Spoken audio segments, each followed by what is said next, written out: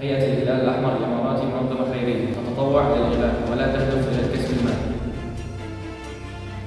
عدم الانحياز هي تقديم رسالة دون تمييز من حيث الجنسية أو العنصر أو الديانة أو الحالة الاجتماعية.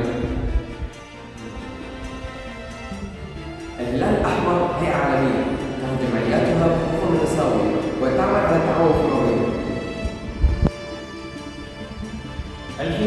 الحياد هو الامتناع عن المشاركة في أي خلافات سياسية فكرية أو دينية أو عنصرية للحفاظ على مصلحة الجميع. الطابع الوحدوي هو أن الهيئة هي الجهة الوحيدة في دولة الإمارات العربية المتحدة التي تمثل الحركة الدولية للهلال الأحمر والصليب الأحمر.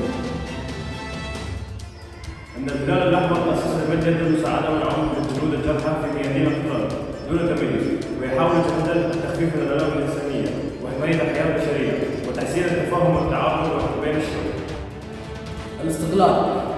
هيئة الهلال الأحمر منظمة مستقلة تابعة لقوانين الهلال الأحمر والصليب الأحمر، وبالرغم من الجمعيات الوطنية تساعد السلطات وتخضع لقوانين بلادها.